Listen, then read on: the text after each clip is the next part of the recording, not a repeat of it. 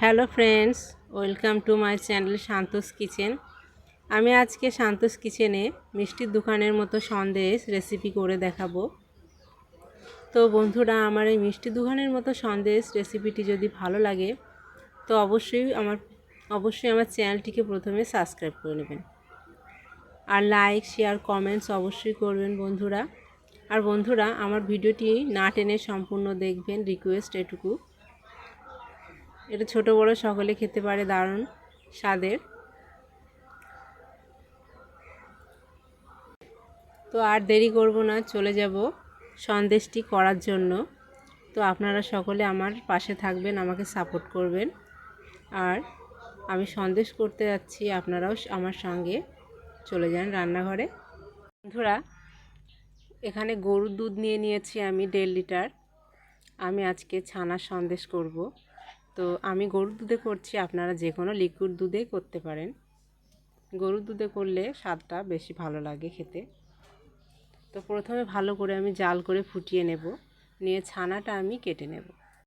উনানে দিয়ে দিয়েছি, এটা অনবরত নেড়ে চেড়ে আমি জাল করে নেব।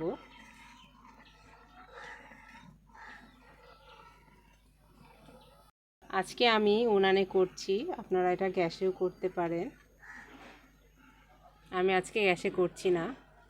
দুধটা আমার ফুটে গেছে, এবারে আমি টক দই দিয়ে এই দুধটা ছানাকে কাটিয়ে নেব। টক দইটা আমি ভালো করে ফেটিয়ে রেখেছি। আর এবারে আমি উনানটা অফ করে রাখবো। উনানের যে আঁচ, ওই আঁচেই রাখবো, রেখে আমি একটু একটু করে দই দিয়ে নেড়ে চেড়ে আমি ছানাটা কাটিয়ে নেব।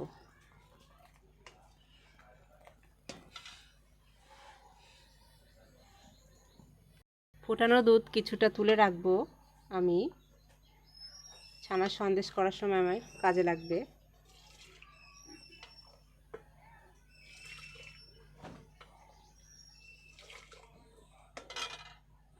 এই যে দইটা এভাবে ফেটিয়ে রেখেছি, এবারে একটু একটু করে দেবো আর নেড়ে চেড়ে ছানাটা কাটিয়ে নেব। একটু একটু করে দিয়ে দিচ্ছি আর নেড়ে চেড়ে নিচ্ছি। নাড়তে নাড়তে ছানাটা ভালোভাবে কেটে যাবে। আর আমি দুধটা চুলোর আঁচেতেই রেখেছি। আপনারা গ্যাসে করলে গ্যাসে লো দিয়ে রেখে দেবেন, দিয়ে এভাবে কাটিয়ে নেবেন। আমি 500 গ্রাম দুধ তুলে রেখেছি, আর এটা 100 গ্রাম দুধ, 1 কিলো দুধ। এই 1 কিলো দুধের জন্য আমি 150 গ্রাম দই নিয়েছি, টক দই। তো আপনারা ভিনিগার বা লেবুর রস যে কোনো ইউজ করতে পারেন। আমি এখানে টক দই নিয়েছি। অনবরত এইভাবে নাড়তে হবে, নাহলে ছানাটা ভালোভাবে কাটবে না। ছানাটা ভালোভাবে কেটে গেছে, এই যে জল আর ছানা আলাদা হয়ে গেছে। এই যে ছানাটা এভাবে দেখে নিতে হবে হয়েছে কি না।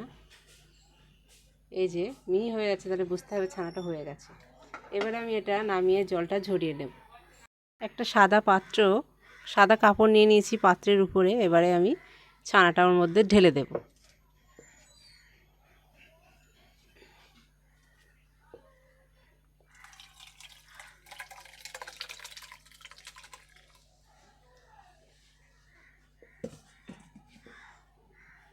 এবার এটা জল ঝরিয়ে নেব। জলটা এভাবে আমি ঝরিয়ে নেব।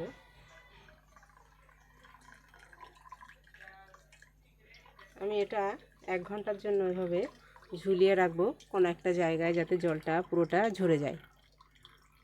ছানাটা অবশ্যই জল দিয়ে ভালো করে ধুয়ে নিতে হবে।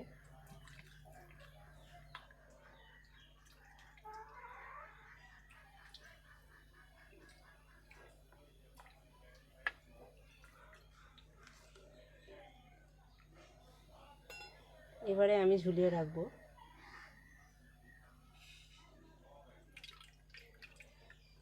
ভালো করে ভালো জল দিয়ে আমি এটা ধুয়ে রেখেছি। এভাবে এবারে রেখে দেব, দিয়ে আমি জল ঝরা যতক্ষণ হচ্ছে জল ঝরার পরে আমি ফিরে আসছি। জল ঝরে গেলে আমি এটা নিয়ে ফিরে আসছি। এবারে আমি যে দুধটা জাল করে রেখে দিয়েছি, সেই দুধটা একটা পাত্রে নিয়ে নিচ্ছি।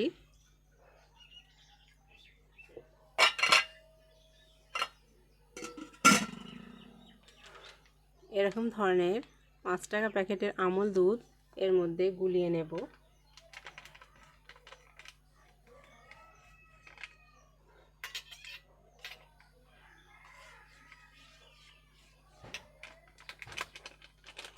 এতে স্বাদটা বেড়ে যাবে, ভালো লাগবে খেতে, দারুণ, একদম মিষ্টির দোকানের মতো খেতে মনে হবে সন্দেশটা।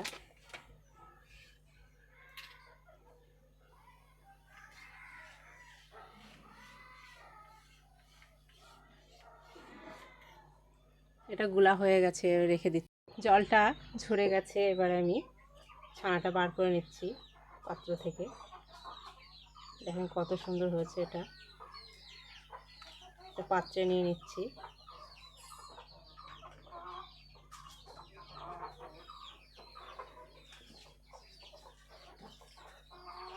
এটা একটু ভেঙে নেব ভালো করে। আমি যে দুধটা তুলে রেখেছিলাম এবারে এই পুরোটা দিয়ে দেবো, আর এটার সঙ্গে পাউডার দুধ মিশিয়ে রেখেছি এটাও দেবো। এটা দিয়ে জাল করে নিয়ে এটা দিয়ে দেবো ছানাটা। এবার এই দুধটা দিয়ে দিচ্ছি, তার সঙ্গে একটা এলাচ দিয়েছি এটা ফ্লেভারের জন্য, না চাইলে নাও দিতে পারেন।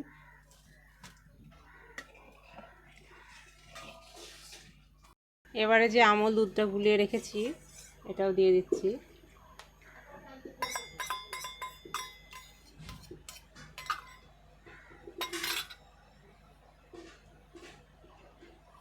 দুধটা জাল করে একদম ঘন করে নেব।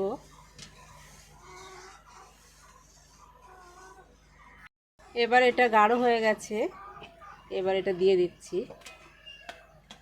ভালো করে এর সঙ্গে মিশিয়ে সন্দেশটা বানিয়ে নেব। এবারে দিয়ে দেবো চিনি। চিনিটা আপনারা স্বাদ মতোই দেবেন। আমার যেহেতু এখানে দুধ আর আমল দুধ দেওয়া আছে তো বেশি চিনি লাগবে না, তবুও আপনারা যেমন মিষ্টি খান তেমন মিষ্টি চিনিটাই দেবেন।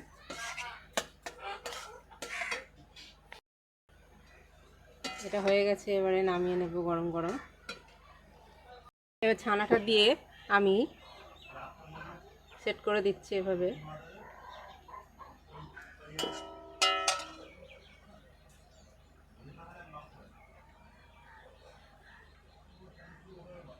এটাতে আমি তেল মালিশ করে রেখেছি,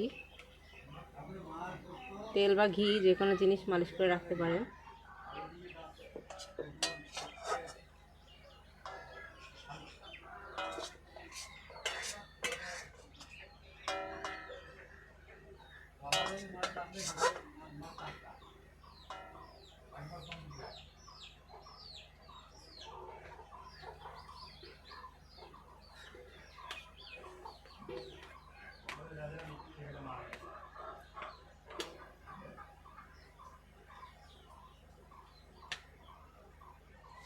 এটা ঠান্ডা হয়ে গেলে আমি কেটে নেব ভালো করে। একদম মিষ্টির দোকানের মতো সন্দেশ আমার রেডি হয়ে গেছে। বন্ধুরা, আমার এই মিষ্টির দোকানের মতো সন্দেশ বানানোর রেসিপিটি যদি ভালো লাগে তো অবশ্যই আমার চ্যানেলটিকে প্রথমে সাবস্ক্রাইব করে নেবেন, আর পাশে থাকা বেল বাটন দাবিয়ে দেবেন, আর লাইক শেয়ার কমেন্টস অবশ্যই করবেন বন্ধুরা। আর আপনারাও বানিয়ে খেয়ে আমাকে কমেন্টস করে জানাবেন যে কেমন হয়েছে। দারুণ লাগে বন্ধুরা এই ধরনের সন্দেশগুলো খেতে। তো আজ এই পর্যন্ত, আবার দেখা হবে নতুন কোনো রেসিপি নিয়ে। আজকের মতো বিদায় নিচ্ছি, টাটা। Hello friends.